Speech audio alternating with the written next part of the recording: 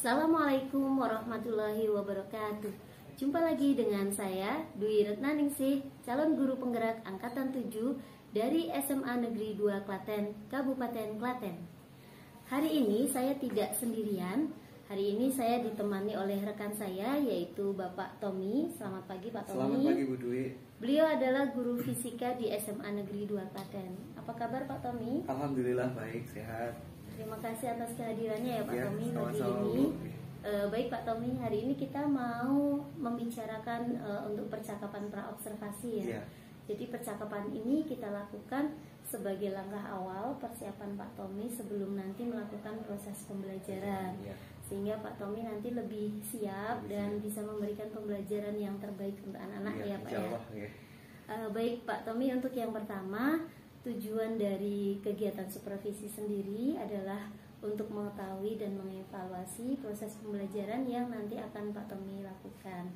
Kemudian, mengapa percakapan praobservasi ini dilakukan, yaitu untuk memastikan kesiapan dari Pak Tommy sebelum nanti melaksanakan proses pembelajaran.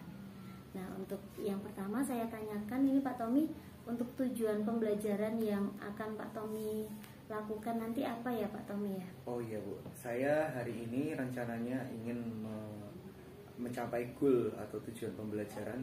Saya sudah tuliskan di modul ajar saya berjumlah 4. Yang pertama itu adalah peserta didik itu yang pertama diharapkan mampu menerapkan persamaan-persamaan dalam termodinamika gitu. Yang kedua, mereka mampu menjelaskan mekanisme cara kerja sebuah mesin ideal atau mesin Carnot. Itu nanti mereka tahu bagaimana cara kerjanya. Yang ketiga itu adalah mereka bisa menganalisis tiap-tiap proses termodinamika. Ada 4 proses nantinya, dan saya berharap mereka nanti dengan 4 proses ini tahu bedanya di mana. Cukup tahu bedanya itu sudah, berarti mereka sudah berhasil menganalisis dengan baik. Lalu yang keempat itu adalah menganalisis kegunaan usaha, karena kalau kita berbicara termodinamika, mereka anak-anak nanti harus tahu bagaimana usaha itu fungsinya seperti apa. Jadi apakah usaha digunakan untuk ini, apakah memang usaha digunakan untuk melakukan sesuatu, nah, itu nanti mereka harus tahu. Berarti ini ada 4 tujuan pembelajaran Ya, Pak Tommy ya. Nanti dikatakan anak sudah berhasil mencapai tujuan ini, indikatornya apa Pak Tommy?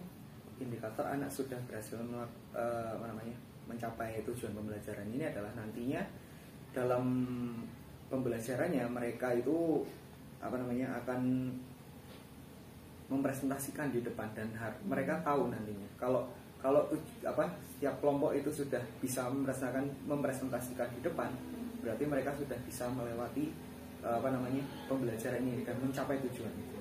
Berarti bisa mengkomunikasikan Betul, ya, mengkomunikasikan dengan bahasanya sendiri ya. Iya. Kemudian yang kedua Pak Tommy, untuk area pengembangan apa yang hendak Pak Tommy capai lewat pembelajaran hari ini? Area pengembangan yang hendak saya capai, yang pertama saya ingin menerapkan pembelajaran berdiferensiasi.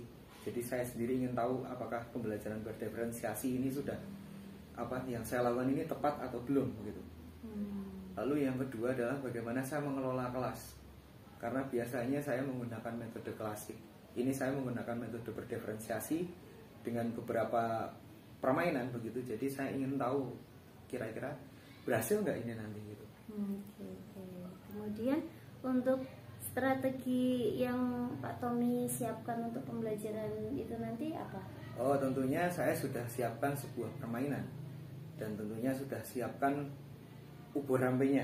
Ya, gampangnya alat-alatnya apa saja sudah saya persiapkan. Misalkan dari modul ajarnya seperti apa, itu sudah saya persiapkan. Dan tentunya media belajarnya sendiri nanti saya akan menggunakan kartu domino, Bu. Jadi sudah saya persiapkan sebelumnya, termasuk nantinya pembagian berdiferensiasi kontennya seperti apa sudah saya persiapkan sebelumnya begitu.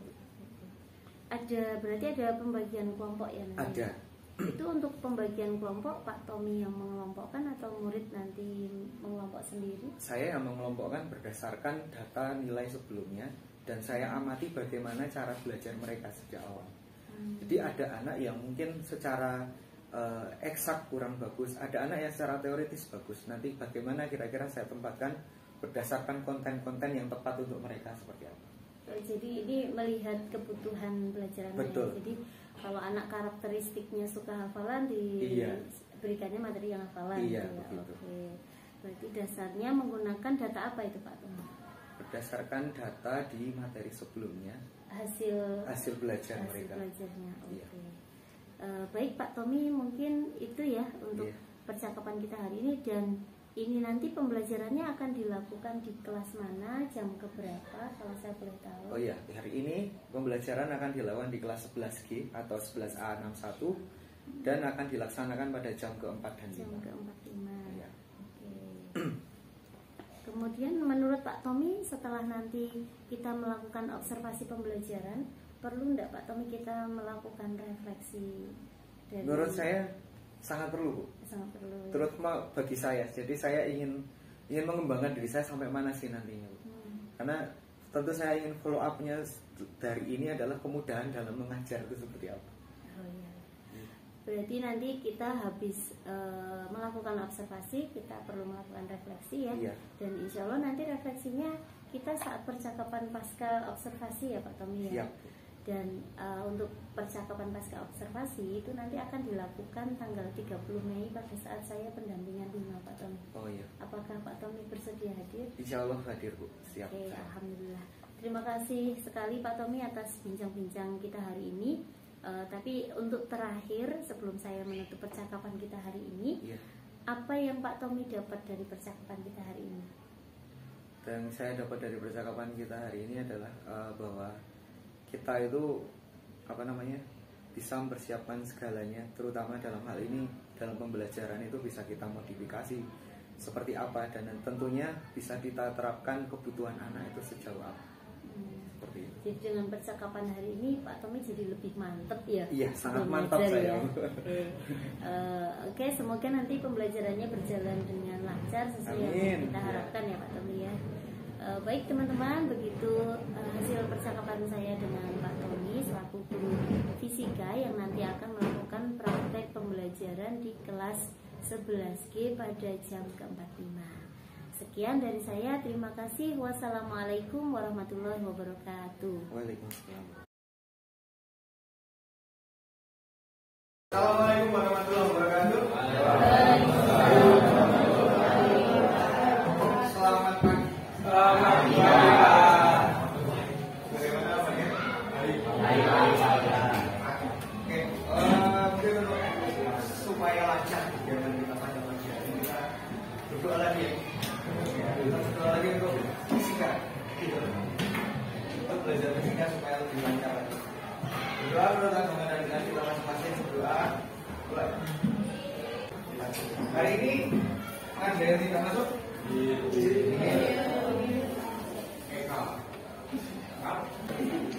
Sesuai dengan janji saya sebelumnya, hari ini kita akan melakukan sebuah permainan.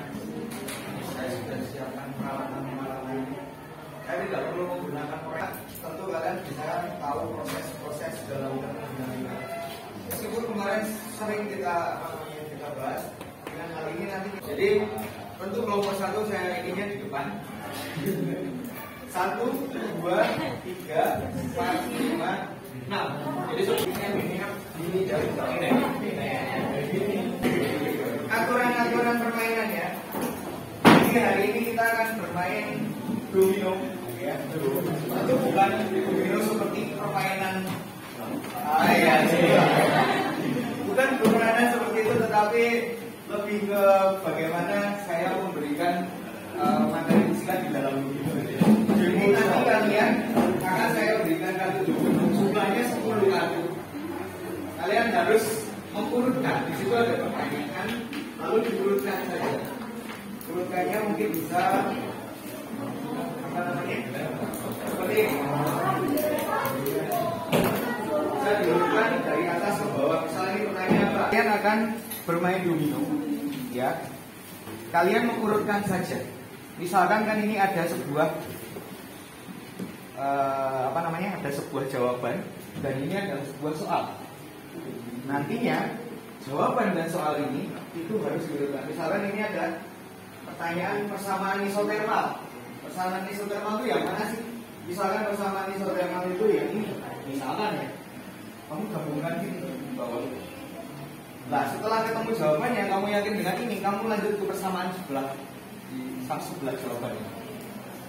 Apalagi persamaan yang ada di dalam, kamu cari lagi. Nah, kamu nantinya dengan mengurutkan ini, kamu juga harus tahu alasannya apa. Kok kamu milih ini sih? Kok kamu memilih jawaban ini? Kamu tempatkan di posisi ini. Nah, kamu tuliskan di kertasnya. Tujuan dari adanya kertas tadi adalah di akhir ini nanti, di belakangnya itu ada perintah menjelaskan ke kelompok lain. Menjelaskan ke kelompok lain, satu kelompok tentunya ya.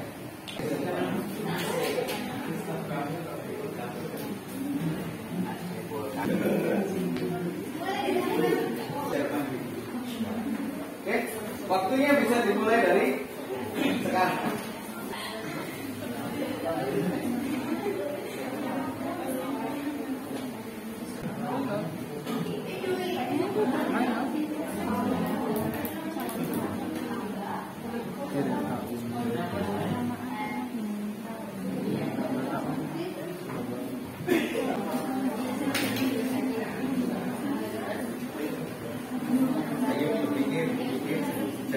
Nanti dicetak. Ini lembar kertasnya yang mana ini?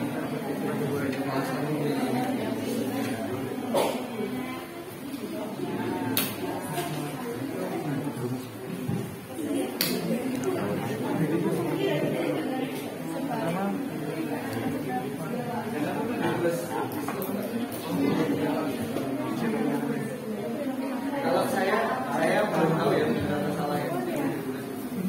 25.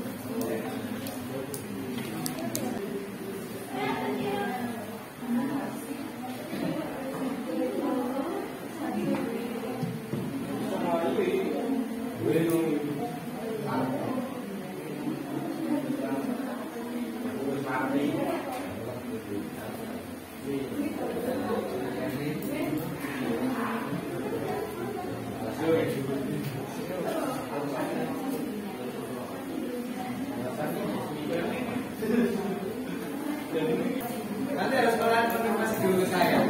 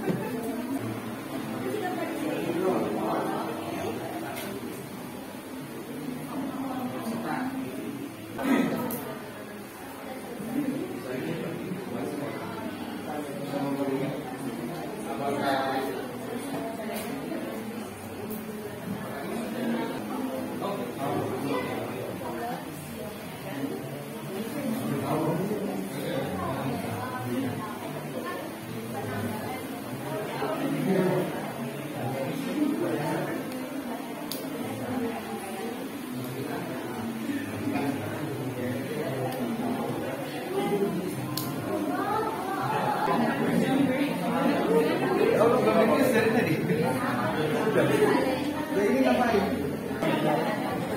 Enggak, saya nggak mau perhatikan.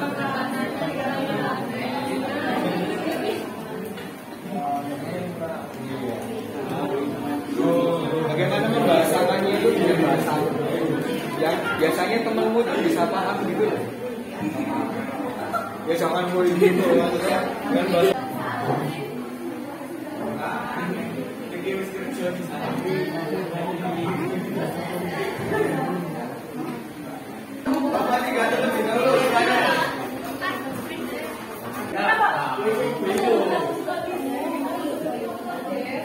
Assalamualaikum warahmatullahi wabarakatuh.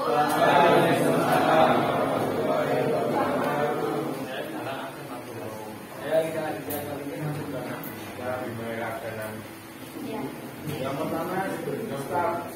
Suhu tetap itu adalah isotermal. Alasannya karena itu tetap adalah persamaan energi dalam. untuk persamaan energi dalam ini.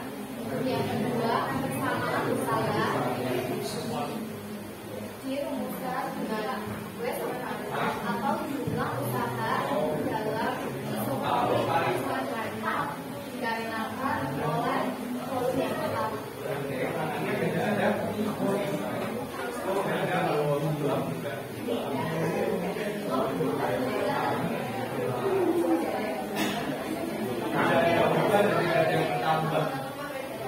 Ingat ya, prinsip dari usaha.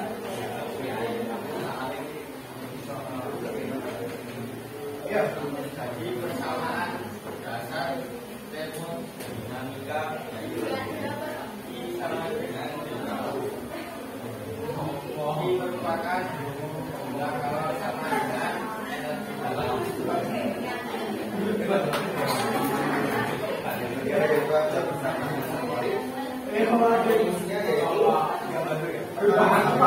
saya dengan suhu pertama dan sama dengan tekanan kedua dibagi dengan suhu kedua.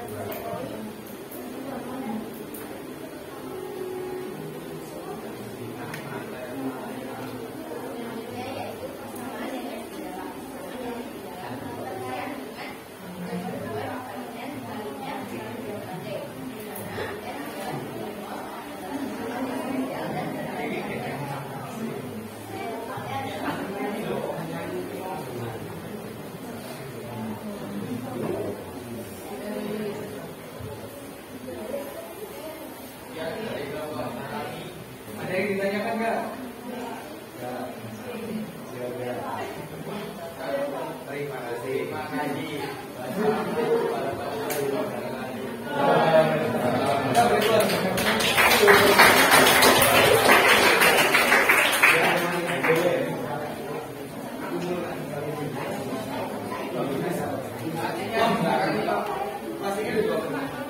Coba selanjutnya yang mau masih silakan.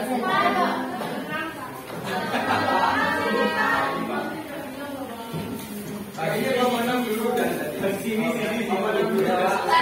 Sini. Ini satu.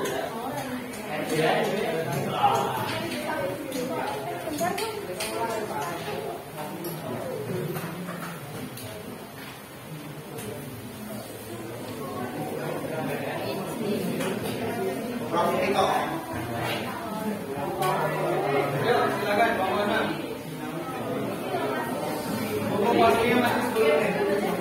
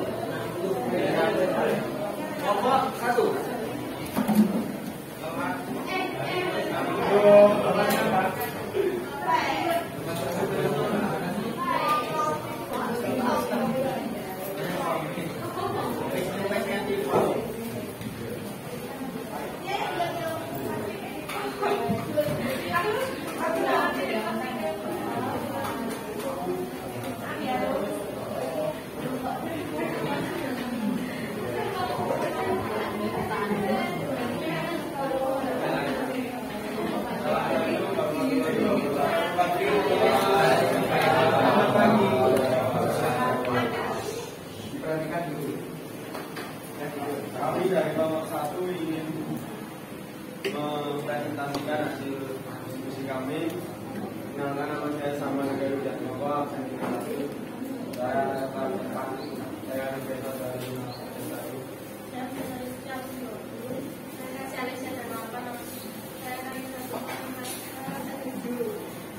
Kami akan mempresentasikan yang pertama untuk tekanan tetap. Jawaban kami isobalik karena isobalik adalah proses termodinamika yang tekanannya tetap.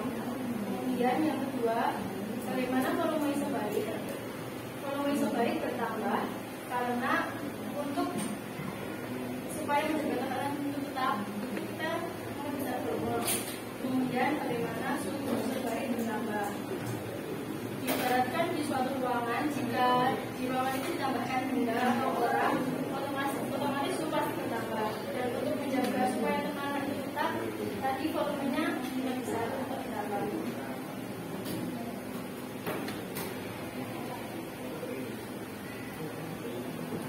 Selanjutnya, bagaimana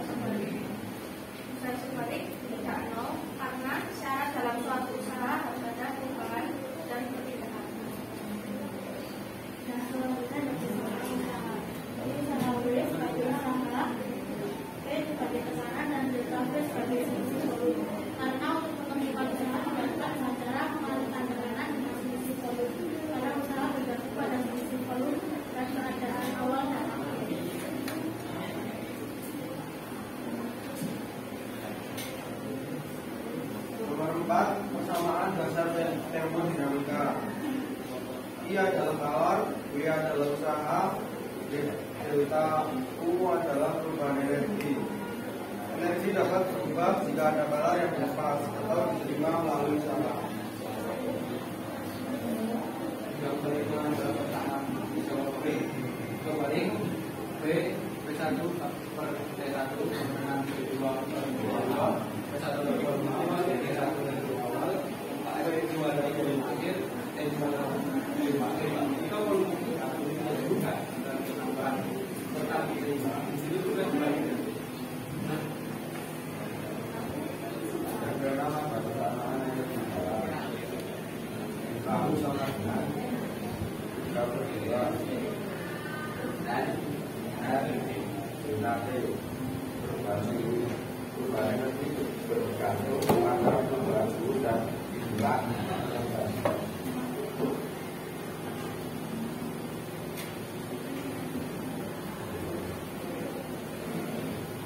Sudah.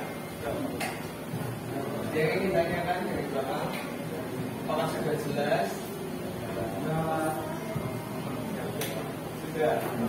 Oke. Ya, tadi dari kami apabila kita salah kata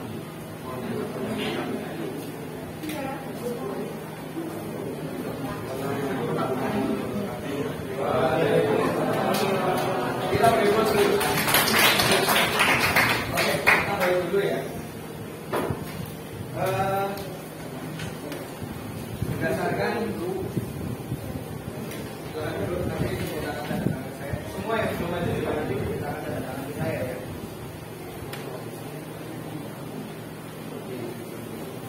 Oke, berdasarkan hasil belajar kita hari ini, kalau saya amati, alhamdulillah sudah banyak yang cukup aktif dalam diskusi ya. Dan dari kesimpulan materi yang kita pelajari, tadi yang maju sudah kelompok 3 tadi apa ya? Isotermal. Isotermal itu adalah yang tetap suhunya tetap. Berarti untuk menjaga sebuah tempat itu bersuhu tetap, Anda harus setidaknya mengubah 1 atau 2 besaran di sana. Yang bisa diubah supaya menjaga suhu tetap. Saya dulu sering mencontohkan apabila ruangan ini saya masukin orang sampai penuh, supaya suhunya itu bisa tetap 0 terus, maka apa yang harus terjadi? Kita bisa perluasnya, kita perluas ruangannya. Begitu. Lalu dalam persamaannya usaha, karena setiap proses itu ada usaha, bahkan termasuk mesin Carnot, mesin pendingin itu semua menggunakan usaha. Maka saya selalu bertanya mengenai usaha dan prinsip dasar usaha yang bisa kita yang bisa kita dapat itu adalah dalam fisika Anda dikatakan melakukan usaha bila ada perubahan. Misalkan Samuel main kejar-kejar Sopo, bila orang kejar-kejar, berarti usaha dia secara fisika sebenarnya masih kurang. Gitu ya. Proses apa ya fisika tadi? Proses isobarik ya. Isobarik itu adalah tekanan tetap. Tekanan tetap. Kalau dalam tekanan tetap, tekanannya dijaga supaya tidak bertambah atau tidak berkurang. Dan cara bagaimana bisa memperbesar volume? Bisa memperbesar volume. Lalu kelompoknya Kevin tadi kelompok 5 itu mengenai isobarik. Isobarik itu adalah bisa juga disebut sebagai isovolume. Volumenya tetap, tidak ada perubahan. Berarti artinya usaha di situ bisa dipastikan adalah 0. Lalu yang kelompok 6 tadi mesin Carnot, kita berbicara mengenai sebuah mesin ideal dengan efisiensi 100%.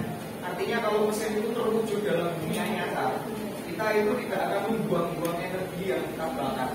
Jadi knalpotmu itu kemungkinan tidak akan terasa sepanas sekarang kalau mesin Indonesia.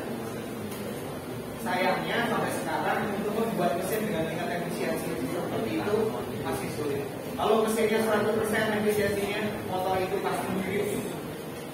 Jadi masalah irit tidak irit itu adalah efisiensi. bagaimanakah keiringannya, bagaimanakah energi semua ditransfer menjadi sebuah usaha. Oke, berhubung waktu kita habis, kita lanjutkan dengan waktu ya.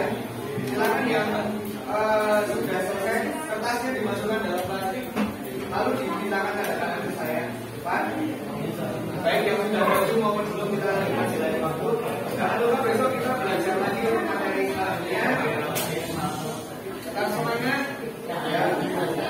Saya selalu memberikan rangkuman materi dari selalu. Silakan. Assalamualaikum warahmatullahi wabarakatuh.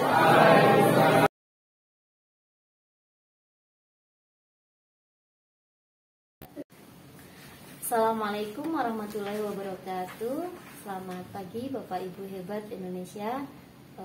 Saya perkenalkan, saya Dwi Retna Ningsih, calon guru penggerak angkatan 7 dari SMA Negeri 2 Klaten. Dan pada pagi hari ini saya tidak sendiri, saya ditemani oleh rekan saya yaitu Bapak Tommy Rahmat Hamdani, guru fisika SMA Negeri 2 Klaten, dan juga pengajar praktek saya yaitu Ibu Kunti Suraya Husniati dari SMP 3 Klaten. Nah, pada kesempatan pagi hari ini kita akan melakukan percakapan pasca observasi bersama dengan Pak Tommy. Assalamualaikum warahmatullahi wabarakatuh, Pak Tommy. Waalaikumsalam warahmatullahi wabarakatuh. Apa kabar Pak Tommy? Alhamdulillah baik sekali, Bu. Baik Pak Tommy, pagi ini kita akan percakapan pasca observasi ya Pak Tommy ya. Dan ini sudah sesuai dengan kesepakatan kita sebelumnya, bahwa kita akan melakukan percakapan pasca observasi yaitu di hari ini Selasa 30 Mei ya. Ini adalah tindak lanjut dari kegiatan supervisi kelas yang kita lakukan pada tanggal berapa itu Pak Tommy? Hari Rabu ya. Hari Rabu di kelas 11G jam ke-45 itu ya Pak Tommy. Baik Pak Tommy, kita mulai saja nih untuk percakapan kita hari ini. Pak Tommy, dari Pak Tommy melaksanakan supervisi kelas waktu itu, refleksi apa yang ingin disampaikan Pak Tommy setelah melakukan praktek mengajar seperti itu tuh Pak Tommy mendapatkan apa? Monggo silakan disampaikan refleksi dari Pak Tommy. Yang pertama tentu saya ingin menyampaikan perasaan perasaan saya senang sekali karena saat itu saya pada akhirnya berhasil setidaknya menerapkan metode tersebut di kelas, Bu.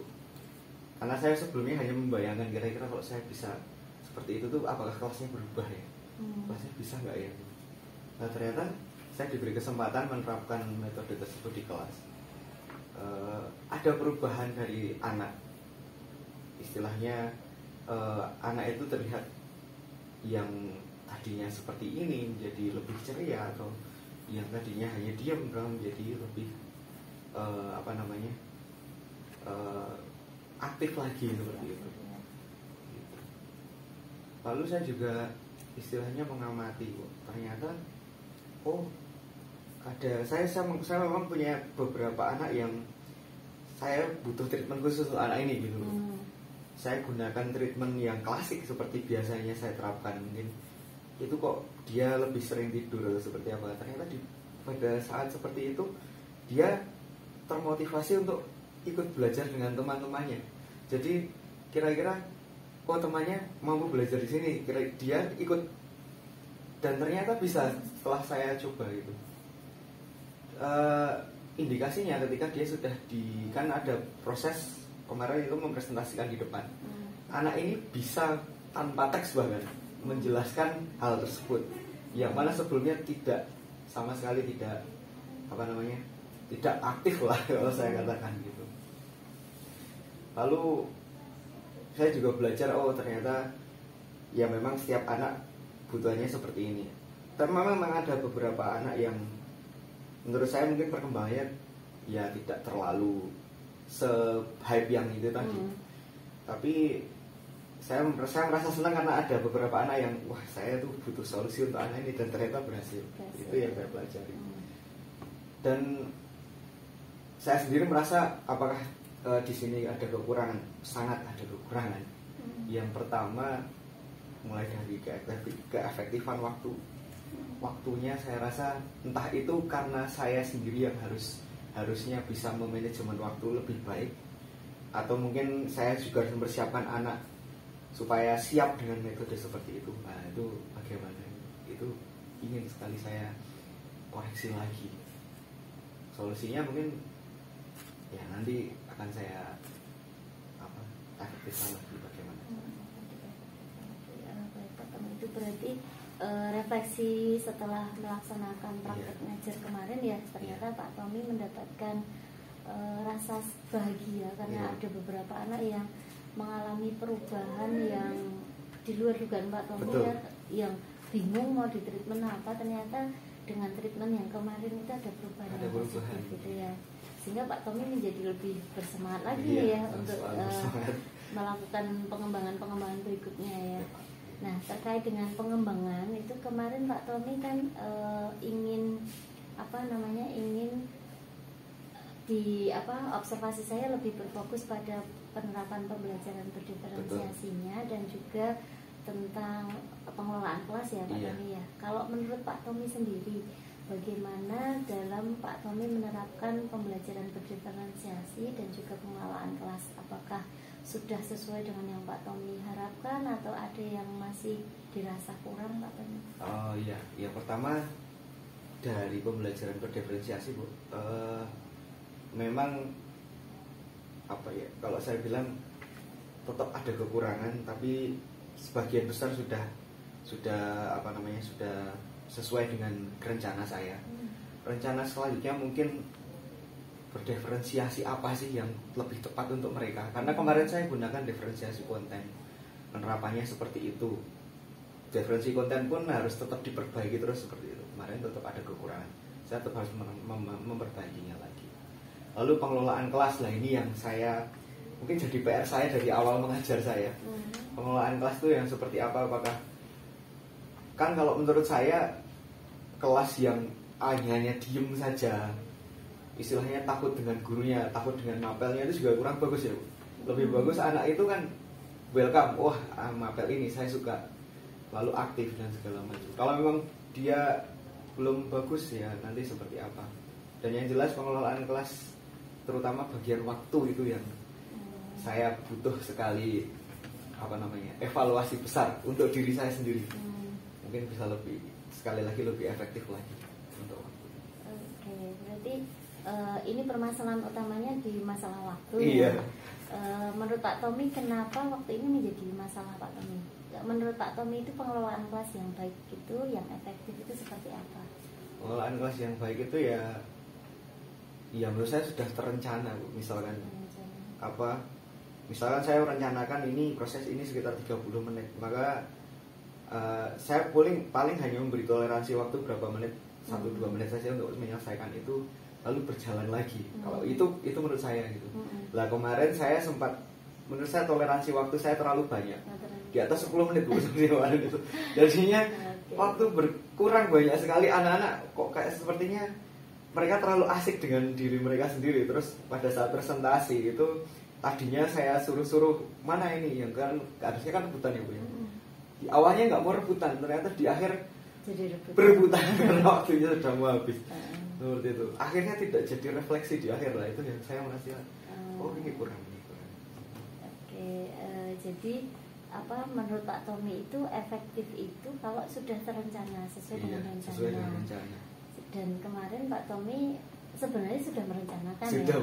Cuman meleset dari ya, itu efektifnya tidak. Kira-kira nih Pak Tommy, kalau permasalahannya adalah sebenarnya sudah disiapkan, sudah diatur waktunya, tapi pada saat praktek itu menjadi meleset. Nah, bagaimana cara Pak Tommy menghindari agar besok lagi nggak meleset seperti itu? Jadi pengaturan waktu Pak Tommy itu sesuai yang sudah Pak Tommy rencanakan.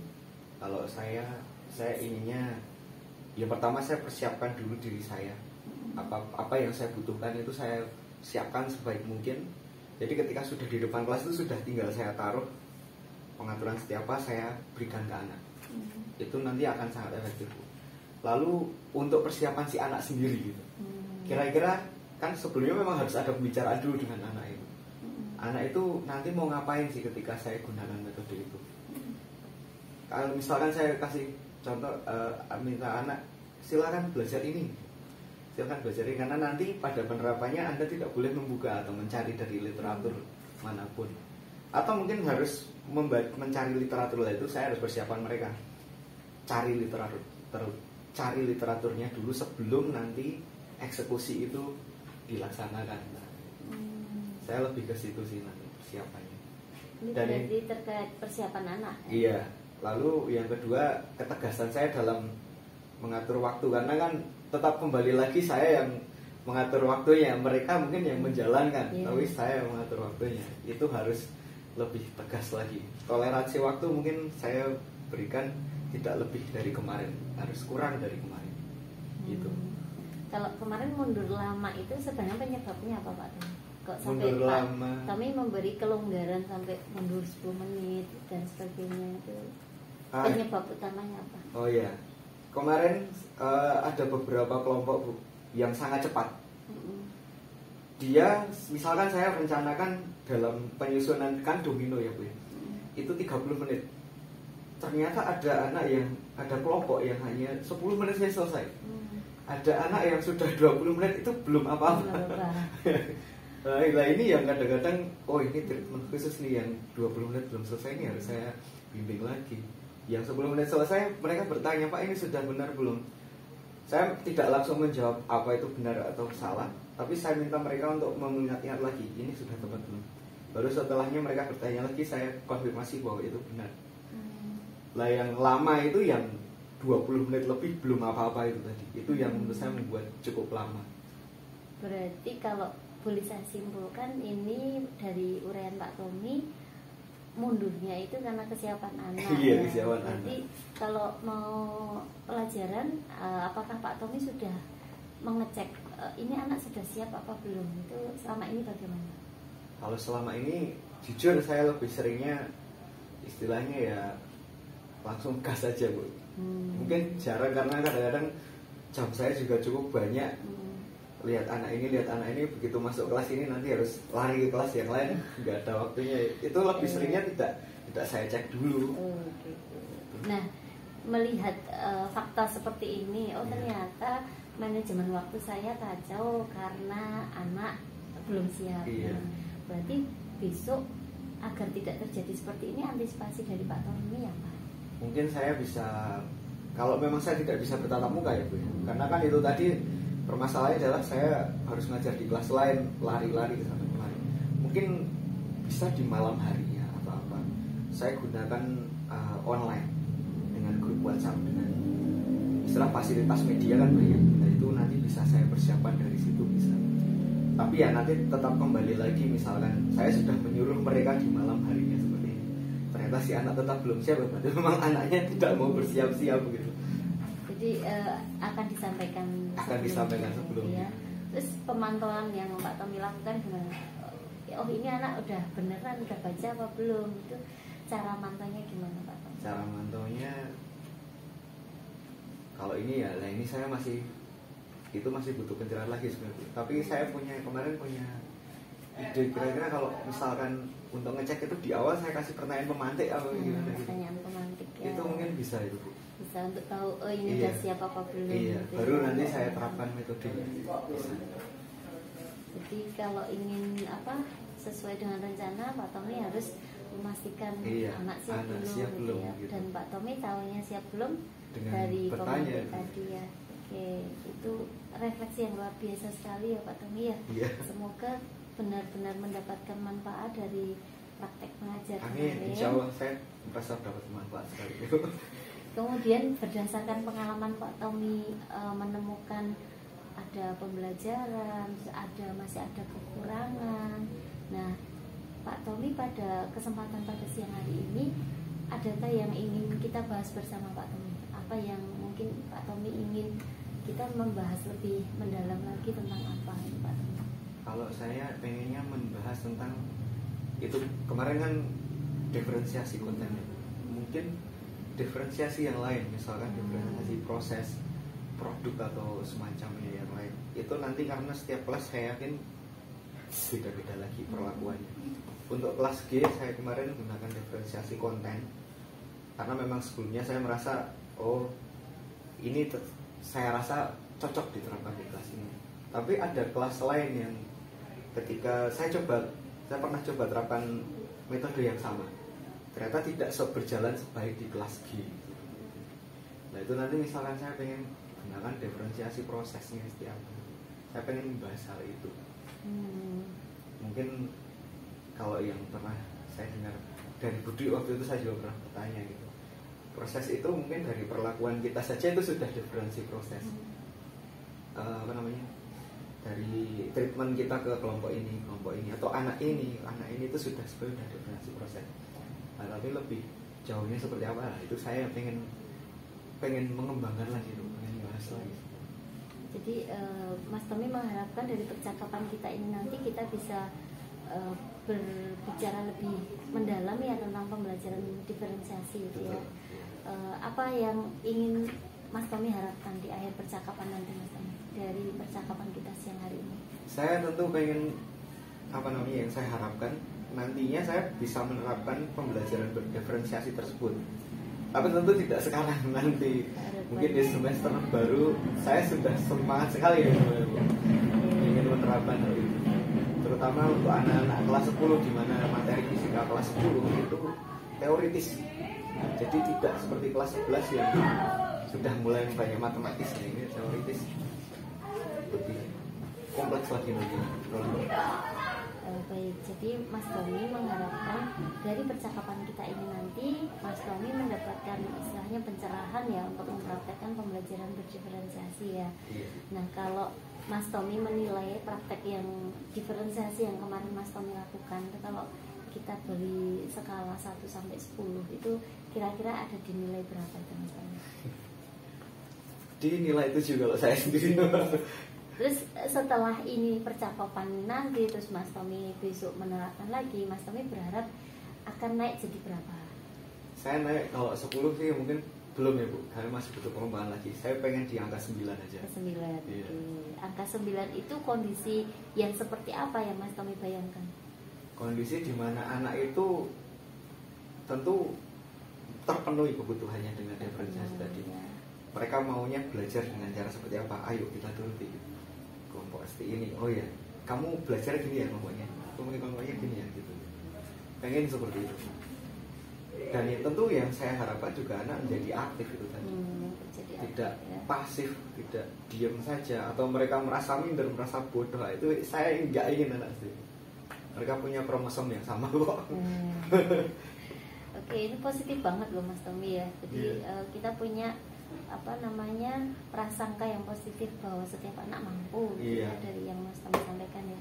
Nah tadi Mas Tommy menyampaikan bahwa terpenuhi kebutuhan belajarnya itu ya, itu yang Mas Tommy garis bawahi terkait dengan praktek pembelajaran berdiferensiasi ya. Nah bagaimana Mas Tommy tahu bahwa ini masing-masing anak kebutuhan belajarnya apa, itu bagaimana caranya Mas Tommy mengetahui itu? Kalau di kelas 11 biasanya saya di awal-awal kemarin itu harus menggunakan tes awal, namanya apa ya? Tes asesmen formatif awal ya, seperti itu. Kelas 10 juga mungkin bisa saya terapkan seperti itu. Kemarin belum saya terapkan memang. Tapi insya Allah di tahun depan dengan ilmu yang sudah didapat ini saya pengen melaksanakan hal itu sebaiknya. Ada data lain nggak Mas selain asesmen formatif awal yang mungkin bisa Mas Tommy gunakan sebagai dasar pemetaan kebutuhan? Oh iya, nanti misalkan di kelas 11 saya gunakan data dari materi sebelumnya. Tentu kalau materi sebelumnya ini berarti saya tidak langsung berdiferensiasi Bu. Mungkin bisa gunakan metode yang biasa saya gunakan dulu untuk mengenali mereka. Kira-kira saya sudah dapat datanya, baru saya rencanakan berdiferensiasi di materi ini. Berarti Mas Tommy merasa perlu ya untuk melakukan pemetaan kebutuhan ya. Perlu sekali. Kemudian setelah nanti Mas Tommy mendapatkan data itu, bagaimana Mas Tommy menindaklanjutinya untuk sebagai dasar pembelajaran berdiferensiasi? Menindaklanjutinya ya pasti saya analisis dulu. Kira-kira dengan nilai seperti ini, misalkan saya kalau menggunakan penilaian formatif awal, berarti kan dari pertanyaannya Bu. Kira-kira dari pertanyaannya anak cenderung seperti apa? Nah itu kan bisa dikelompokkan nantinya. Lalu bisa dari profil murid ya. Betul. Iya. Lalu yang kedua misalkan banyak sih di kelas 11 menggunakan data dari materi sebelumnya. Nah itu kan soal saya biasanya modelnya ada yang banyak teorinya, ada yang banyak hitungannya. Kira-kira saya lihat, biasanya saya koreksi satu persatu. Kayak kalau bilang ke anak, satu kalau koreksi lama, kenapa? Karena saya lihat anak ini biasanya ini misalkan yang paling simpel, anak ini nyontek nggak? Itu kelihatan sekali kalau matematika. Nah itu bisa saya lihat, oh ternyata anak ini mencontek, berarti mungkin anak ini lemah di matematisnya.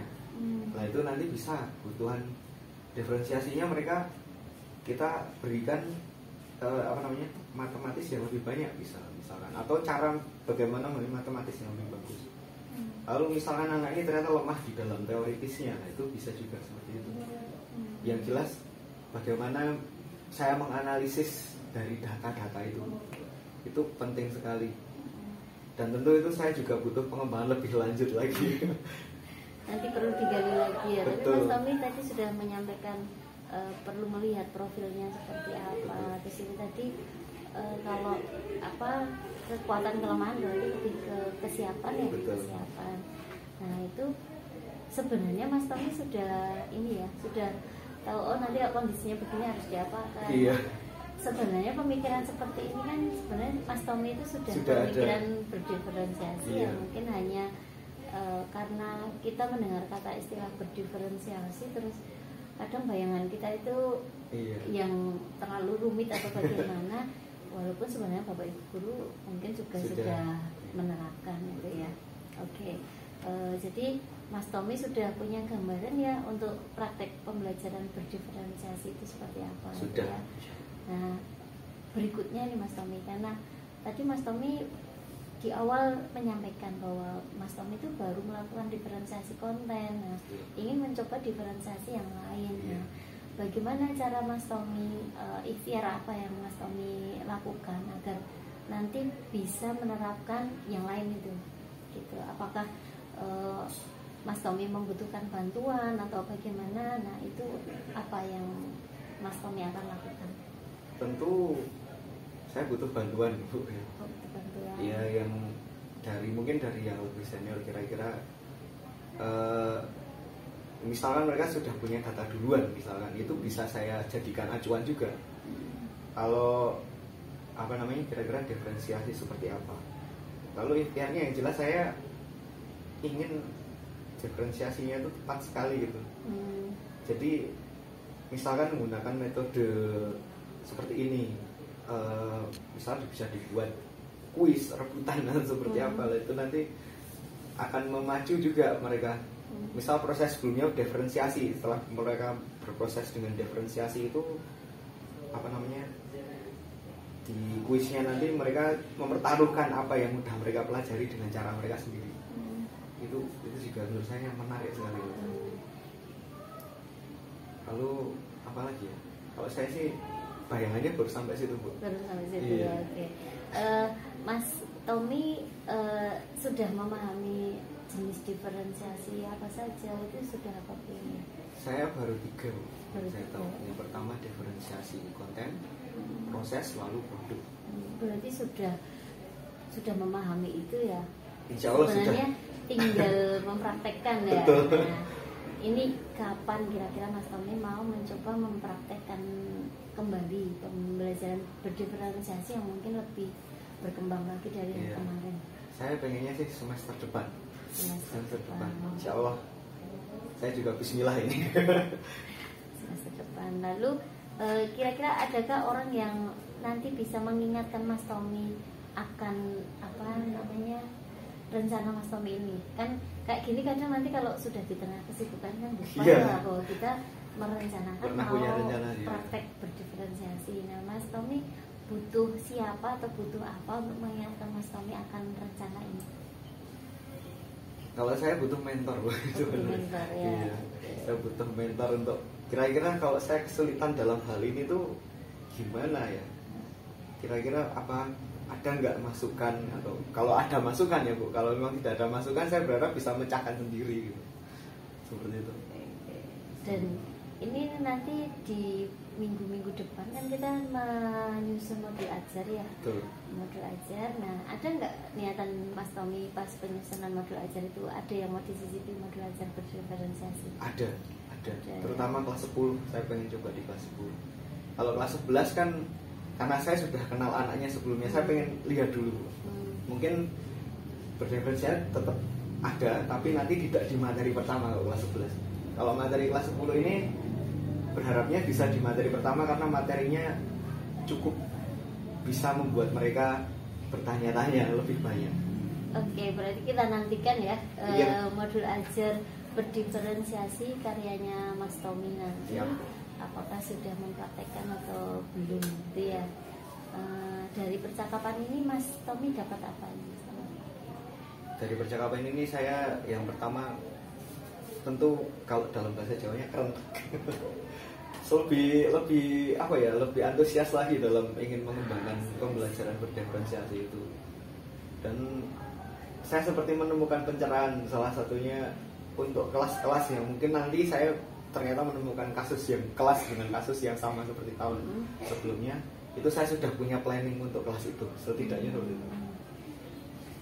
Jadi lebih semangat lagi Oh, ya nanti, pasti. lebih ingin mengenali apa namanya kebutuhan karakteristik anak seperti apa, terus tertantang ini Iya. harus saya apakan Iya, gitu ya begitu. biar cocok gitu ya Iya. Pak Tommy ya. Nah, terkait dengan hal itu berarti kita membahas yang berikutnya rencana pengembangan dulu ya. Iya. Dari pembahasan kita yang awal tadi, terus Mas Tommy punya rencana mau mempraktekkan pembelajaran diferensiasi lebih jauh lagi. Nah, di sini saya ingin bertanya ke Mas Tommy, ke depannya Mas Tommy ingin melakukan aktivitas pengembangan dalam hal apa, Mas Tommy? Dalam maksudnya untuk Diri Mas Tommy, apa yang ingin masih Mas Tommy kembangkan lagi di dalam diri Mas Tommy? dalam diri saya ingin, tentu saya bisa mengelola kelas dengan sangat efektif gitu. Supaya karena rasanya itu seperti mungkin kebanggaan tersendiri gitu ya Bu. Oh, saya bisa mengajar kelas yang diamanahkan ke saya, itu saya pengen dengan efektifnya seperti apa. Dan mungkin dengan cara tadi berdiferensiasi tadi itu ternyata membuat kelas lebih efektif. Nah, itu pasti akan saya kejar itu. Saya modelnya kalau udah tahu sesuatu dan tertarik pasti saya kejar itu. Jadi ini aktivitas pengembangannya terkait pengelolaan kelas. Betul. Ada yang lain lagi? Ada yang lain? Berdiferensiasinya masih mau dimasukkan di pengembangan? Pasti, saya masih ingin berdiferensiasi. Pembelajaran berdiferensiasi masih ingin ya. Terus tujuan yang hendak dicapai Mas Tommy apa? Yang pertama dulu terkait pengelolaan kelas, itu tujuan yang hendak dicapai apa? Tujuan yang hendak dicapai tentu kelas bisa berkembang. Kelas bisa berkembang, anak-anak bisa menemukan pola belajarnya sendiri-sendiri. Anak bisa merasa bahwa oh, mereka itu ternyata juga sama kok, bisa sama seperti teman yang lain. Itu yang ingin saya tujuan saya seperti itu. Lalu tentu ini juga bisa jadi bekal buat saya sendiri bila nanti saya ternyata bisa mendaftar sebagai guru penggerak atau seperti apa. Oh, saya sudah punya dasar ilmunya. Saya bisa nanti itu jadi modal buat bagus untuk saya. Setelah itu kan saya juga belum PPG Bu. Jadi tentu ini modal bagus ini. Bisa jadi pemantik ya. Betul. Oke, untuk yang pembelajaran berdiferensiasinya, kenapa Mas Tommy memilih mengembangkan pembelajaran berdiferensiasi ini? Tujuannya untuk apa? Memilih pengembangan pembelajaran berdiferensiasi. Tujuan untuk saya sendiri atau untuk? Ya, tujuan jenengan kenapa ingin mengembangkan diri di hal itu?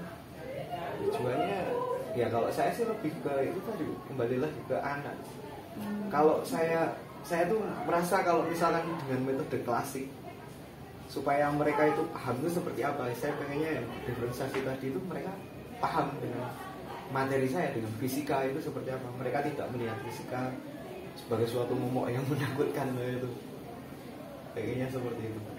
Oke, berarti kenapa Mas Tommy memilih kedua ini? Karena kembali ke anak ya. Iya. Karena pembelajaran itu pada dasarnya adalah untuk melayani anak. Betul. Dan Mas Tommy ingin ya semuanya kembali ke anak. Iya. Bahwa kenapa saya ingin mengelola kelas dengan baik, ingin menerapkan pembelajaran diferensiasi, Iya. itu agar anak menjadi lebih paham, lebih mudah belajar gitu ya. Iya. Oke. Nah, dikatakan dua hal ini nanti berhasil Mas Tommy, ukuran keberhasilannya apa Mas Tommy? Ukuran keberhasilannya nanti kalau saya sih melihatnya setelah mereka lulus. Oke. Jadi anak sekarang kan mungkin saya misalkan saya dulu ketika SMA apakah saya sudah berpikir mau lari ke fisika. Ternyata saya menyadari bahwa saya menyukai fisika itu setelah kelas 3. Oh, saya tuh suka, ternyata penasaran ketika sudah dapat soal fisika, kok nggak ketemu jawabannya ya. Dari situ saya mungkin di awal belum bisa menggali potensi saya lah. Saya pengen anak itu nanti tidak seterlambat saya di kelas 3 itu. Mulai dari kelas 11 atau mungkin kelas 10 bahkan mereka sudah tahu, oh potensi saya ternyata di situ. Nah, dengan mereka lulus dan mencapai apa yang mereka inginkan itu, misalkan kalau saya yang paling dekat ya kuliah di jurusan yang mereka inginkan, itu adalah sudah saya anggap oh berarti anak ini berhasil. Itu kalau saya. Itu kalau jangka panjangnya iya. Ya. Kalau jangka pendeknya, Mas Tommy kan tadi ingin mengembangkan tentang pembelajaran berdiferensiasi, terus pengelolaan kelas yang baik. Nah, dikatakan ini sudah berhasil, pengembangannya Mas Tommy ini sudah berhasil. Ukurannya apa Mas Tommy? Tentu karena saya biasanya akan meminta anak untuk mempresentasikan atau apa itu. Nah, kira-kira kalau anak memang sudah menguasai materi itu, berarti saya sudah setidaknya berhasil untuk membuat mereka paham dengan materi saya. Mungkin bisa juga saya bandingkan begini. Misalkan saya gunakan di awal saya gunakan metode klasik, ternyata anak justru malah terbata-bata untuk memahami hal itu. Ketika saya gunakan metode berdiferensiasi, ternyata anak lebih paham gitu. Itu nanti yang pembelajaran berdiferensiasi dikatakan nanti berhasil kalau ternyata ada pemahaman lebih ya, iya, untuk jadi lebih mudah paham. Betul. Oke. Kalau untuk pengelolaan kelasnya Pak Tommy, katakan bahwa Mas Tommy sudah berhasil nih dalam mengembangkan diri terkait pengelolaan di kelas. Kalau apa takarannya? Iya.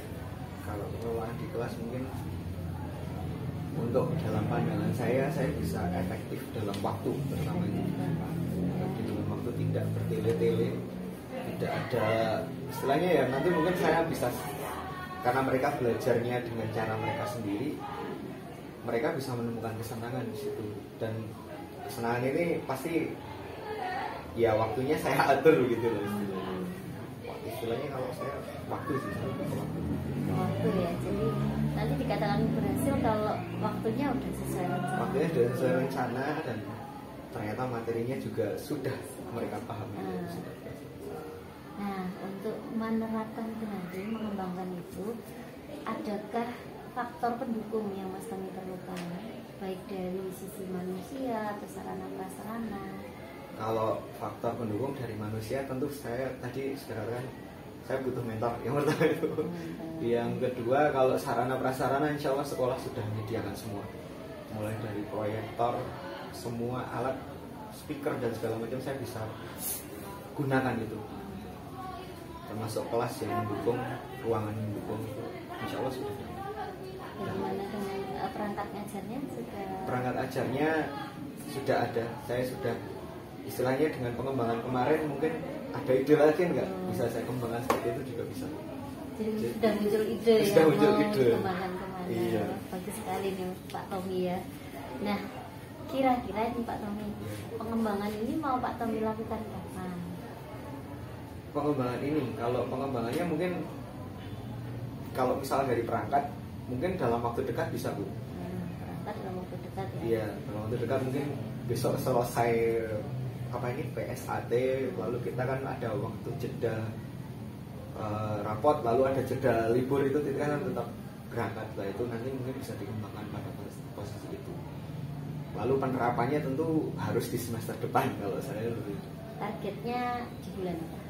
Targetnya kita paling masuk bulan Juli ya. Setidaknya Agustus itu saya bisa terapkan sudah gitu. ya.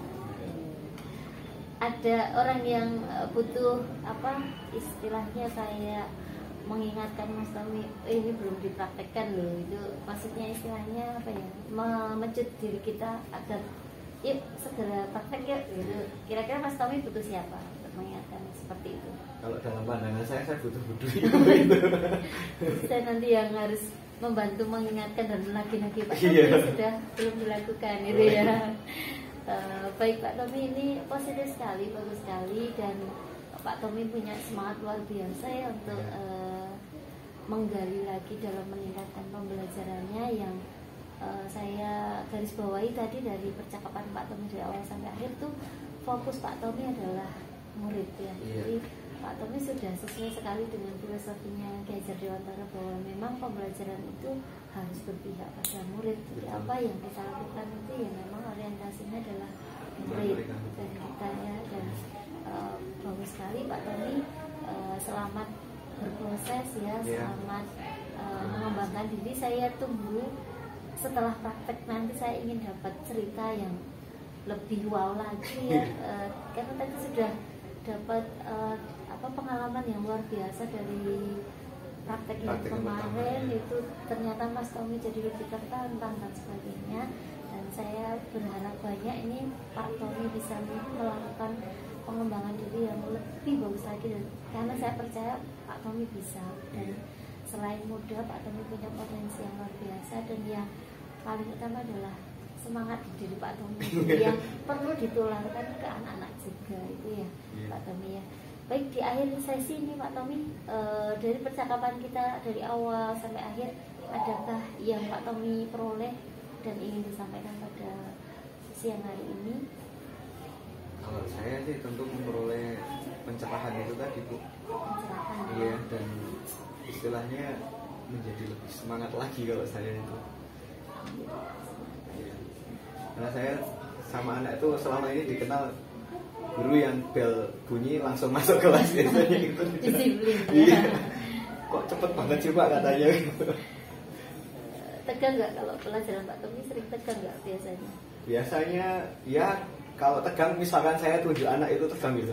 Kalau nggak saya sering guyonnya biasanya. Saya terapkan misalkan mereka nggak harus selalu tegang, harus misalkan rileks ya saya ajak guyonan. Selama masih dalam ranah guyon yang benar, atau mungkin guyon dengan materi ya itu lebih enak lagi nanti. Iya. Dan di akhir sesi ini Pak Tommy, jikalau berkenan, saya mengharapkan umpan balik dari Pak Tommy terkait dengan teknik coaching yang saya lakukan pada Pak Tommy dari awal pra-observasi, kemudian sekarang ada pasca observasi dan juga rencana pengembangan diri. Menurut Pak Tommy, coaching yang saya lakukan terhadap Pak Tommy bagaimana? Adakah masukan atau tanggapan dari Pak Tommy saya memberikan umpan balik? Oh iya, kalau dari saya, menurut saya coachingnya sudah sangat baik Bu. Saya di istilahnya ya kadang-kadang saya juga mohon maaf kadang butuh dioprak-oprak juga. Terus apa lagi ya? Yang jelas semua yang saya butuhkan tuh sebenarnya guru sudah memberikan, oh ini loh ancang-ancangnya. Nah, kan kadang-kadang ini aja contohnya, masih silahkan dikembangkan kadang-kadang seperti itu. Itu sudah lebih dari cukup. Lalu apa namanya? Kalau kurang saya malah tidak menemukan sama sekali. Sebenarnya ada mungkin Pak Tommy pekewo ya namanya. Ada masukan untuk lebih baik ke depannya. Saya masukan lebih tegas lagi ke saya. Lebih tegas ya. Karena kan bisa jadi nanti tidak hanya Mas Tommy ya yang saya coaching, mungkin juga guru yang lain. Jadi harapannya masukan dari Mas Tommy ini bisa jadi bahan refleksi saya memperbaiki lebih tegas lagi ya. Ada lagi? Sudah Bu, saya hanya itu saja karena sudah baik semuanya. Baik, terima kasih sekali Pak Tommy atas kehadirannya di siang hari ini, sudah meluangkan waktu di tengah jam kesibukan Pak Tommy yang juga banyak sebagai seorang guru. Semoga percakapan kita yang singkat ini bermanfaat baik untuk saya maupun untuk Pak Tommy. Juga harapannya nanti berdampak pada anak-anak gitu ya Pak Tommy. Semoga barokah dan dimudahkan segala tadi yang sudah direncanakan. Amin. Pak Tommy. Amin. Baik, demikian Bapak Ibu Guru, hasil percakapan pasca observasi saya dengan rekan saya yaitu Pak Tommy Rahmat Hamdani, Guru Fisika SMA Negeri 2 Padang. Sekian dari kami. Wassalamualaikum warahmatullahi wabarakatuh. Waalaikumsalam.